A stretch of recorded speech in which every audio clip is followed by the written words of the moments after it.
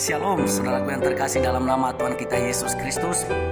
Dimanapun kita berada, saya yakin dan percaya bahwa kita dalam keadaan sehat dan dalam perlindungan Tuhan.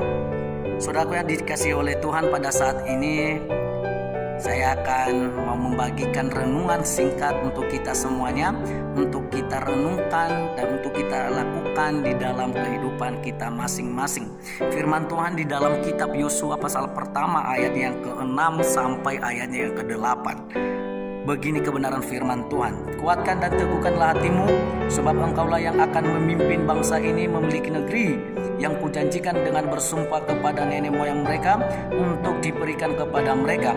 Hanya kuatkan dan teguhkanlah hatimu dengan sungguh-sungguh, bertindaklah hati-hati sesuai dengan seluruh hukum yang telah diperintahkan kepadamu oleh hambaku Musa. Janganlah menyimpang ke kanan atau ke kiri, supaya engkau beruntung kemanapun engkau pergi. Janganlah engkau lupa memperkatakan kitab Taurat ini, tetapi renungkanlah itu siang dan malam, supaya engkau bertindak hati-hati sesuai dengan segala yang tertulis di dalamnya. Sebab dengan demikian perjalananmu akan berhasil dan engkau akan beruntung.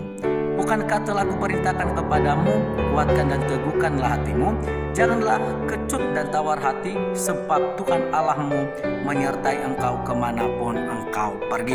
Nah, saudaraku yang terkasih dalam nama Tuhan kita Yesus Kristus, sesuai dengan pembacaan nats kita pada saat ini, saya memberikan tema untuk kita adalah kuatkan dan teguhkanlah hatimu. Sebelumnya saudara, bahwa ini adalah salah satu perintah Tuhan kepada Nabi Yosua, ya, untuk merebut tanah Kanaan.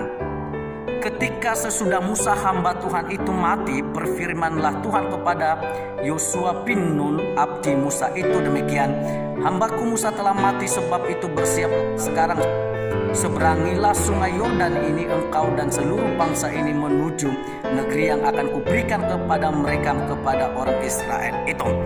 Nah, itulah yang diperintahkan oleh Tuhan kepada Nabi Yosua pada waktu itu untuk memimpin bangsa Israel. Bangsa Israel yang begitu besar, diperintahkanlah Yosua ini oleh Tuhan untuk memimpin mereka, untuk membawa mereka ke tanah perjanjian. Nah, saudara yang terkasih dalam nama Tuhan kita Yesus Kristus, kuatkan dan teguhkanlah hatimu. Artinya bahwa kuat itu adalah kokoh, tidak mudah goyah, tidak mudah jatuh. Kita harus tetap kuat di dalam Tuhan.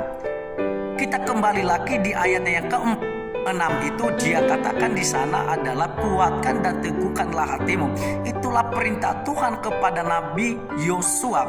Mungkin pada waktu itu Nabi Yosua takut untuk menghadapi bangsa Israel yang hatinya tegar tengkuk dan tidak taat kepada Tuhan. Lalu firman Tuhan kepada Nabi Yosua ini bahwa berkata, kuatkan dan teguhkanlah hatimu, karena akulah yang memerintahkan dan memberikanlah kepemimpinan kepada Nabi Yosua.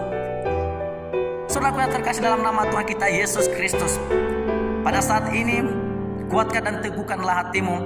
Ada 3 rahasia keberhasilan Nabi Yosua ini ketika dia memimpin atau merebut tanah Kanaan itu, atau merebut tanah perjanjian itu yang sudah dijanjikan oleh Tuhan kepada nenek moyang mereka. Kunci keberhasilan yang pertama yang dimiliki oleh Nabi Yosua, Yosua memiliki ketetapan hati terhadap kasih Allah. Di ayat yang ke-6 itu dia berkata adalah kuatkan dan teguhkanlah hatimu. Tentunya ada dorongan daripada Tuhan mendorong atau menguatkan yang namanya itu Nabi Yosua untuk tetap memiliki ketetapan hati di dalam Tuhan. Dan begitu juga kita, saudara yang dikasih oleh Tuhan, kita harus memiliki yang namanya ketetapan hati. Kunci yang kedua atau rahasia keberhasilan yang kedua yang dimiliki oleh Nabi Yosua ini adalah yang kedua, Yosua memiliki ketaatan pada firman Tuhan. Bahwa dikatakan di ayat yang ke-8 itu, jangan engkau lupa memperkatakan kitab Taurat ini, tetapi renungkanlah itu siang dan malam, supaya engkau bertindak hati-hati sesuai dengan segala yang tertulis dalamnya, sebab dengan demikian perjalanan akan berhasil, dengan engkau akan beruntung. Yosua memiliki ketaatan pada firman Tuhan, saudara yang dikasih oleh Tuhan. Dan tak kalah kita juga seperti Nabi Yosua ini, supaya kita harus memiliki yang namanya itu ketaatan pada firman Tuhan. Bukan ketaatan kepada manusia. Kalau kita taat kepada manusia, ya mungkin kita ini di dalam kepemimpinan kita bisa kita jatuh. Di dalam pelayanan kita mungkin bisa kita jatuh. Tapi ingat bahwa yang nomor satu adalah kita harus memiliki yang namanya ketaatan pada firman Tuhan, ketaatan pada perintah Tuhan di dalam kehidupan saudara dan saya. Kunci keberhasilan yang ketiga yang dimiliki oleh Nabi Yosua ini yang ketiga adalah memiliki kekuatan dari Allah. Bahwa Yosua ini memiliki kekuatan dari Allah.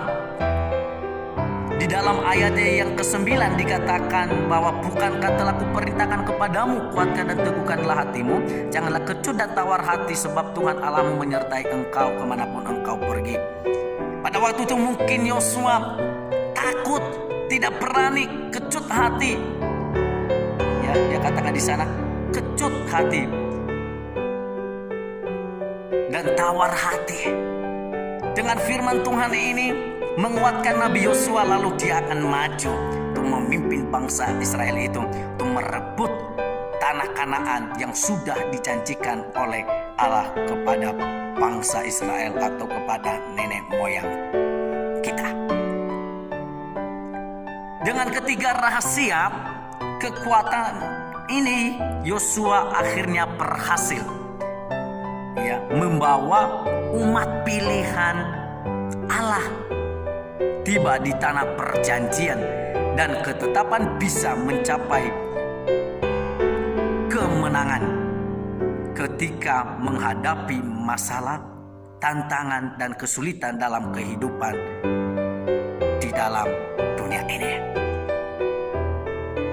Dan tak kalah firman Tuhan ini juga kita terapkan dia di dalam kehidupan kita, saudara, supaya kita itu selalu kuat, selalu teguh di dalam Tuhan ketika kita diperhadapkan dengan keadaan ini, situasi ini, masalah, tantangan, kesukaran dan lain sebagainya. Ketika masalah itu, tantangan itu diperhadapkan kepada kita, dari situlah timbulnya iman kita semakin hari semakin kuat di dalam nama Tuhan kita Yesus Kristus. Tuhan Yesus memberkati kita.